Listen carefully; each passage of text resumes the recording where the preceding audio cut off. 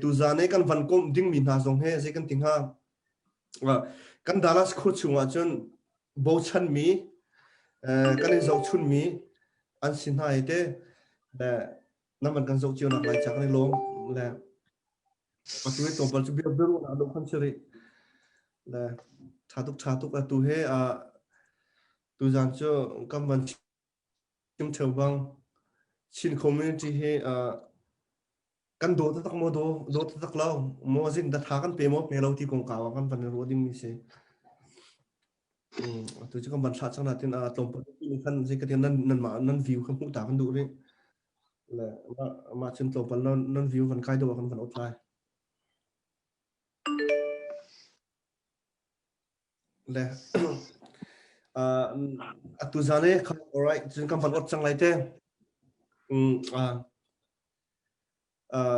CBN akan zo ton tu nan di lak ten nan kut kan itlai na ke ma kamin chu thi Zoramthang ka se Dallas Texas in se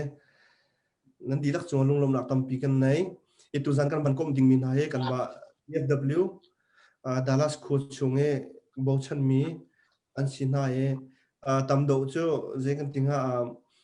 kan ma Dallas chung bo chan do bilong ten si cha tam do kan cha chun Dallas mi he je kan Dallas mi cha asung loi khun ti ka ro tu zan he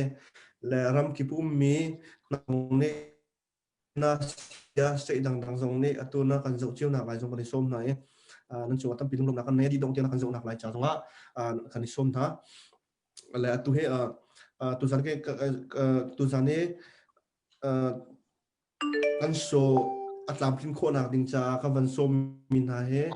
pum pak introduction ka van pek nak chance ta la e apa khat nak biga van thei tam nang du na cho siang lian sang aseni a full name cho anai na Siang Bawi ti kan thei ton mi Rev Dr lian fa pa aseni he kan ma US rama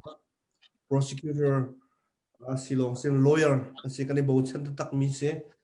ani he chu je kan tinga chin community jong throi tu tampirak tu long silowin atu liwa COO chairman atun liu mi jong se ani mai le zonga kan lai mi phun ni kan bo chan tak te ding mi se itu zara chan sung lo kan pek cha Siang Bawi chu ta pilung nom na kan nei ti kha ma sa chim ka do le apan ni na Richard Cinzah ani he Richard Cinzah he chin community je kan ti kha bet atua chairman atun chu ma liu mi se 2018 le atu 2020 chairman atun chu ma liu mi se atu zana chan sung loi pekin CBN he ton beru nak chana kan pek cha chu tam pilung nom na kan nei chun za thawng lian ani hi lai min ni kan thei lai ahlain Dallas le Louisville ni kan thei chula ti ko ro ani he ji kan ti kan za thawng lian he COO tu he advisor Dallas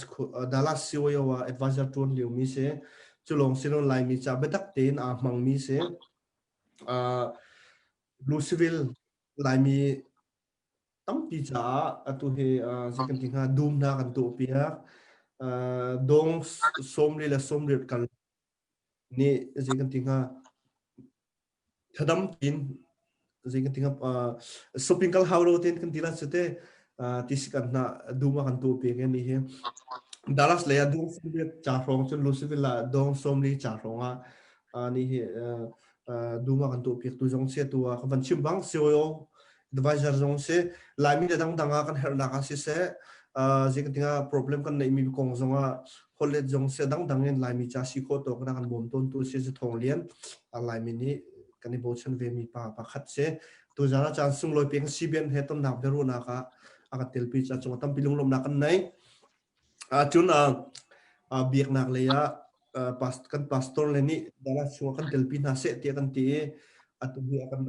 Dallas ko chung pastor kan van so mi chu Rev Dr Roland Ceu asi ani he Calvary Chin Baptist Church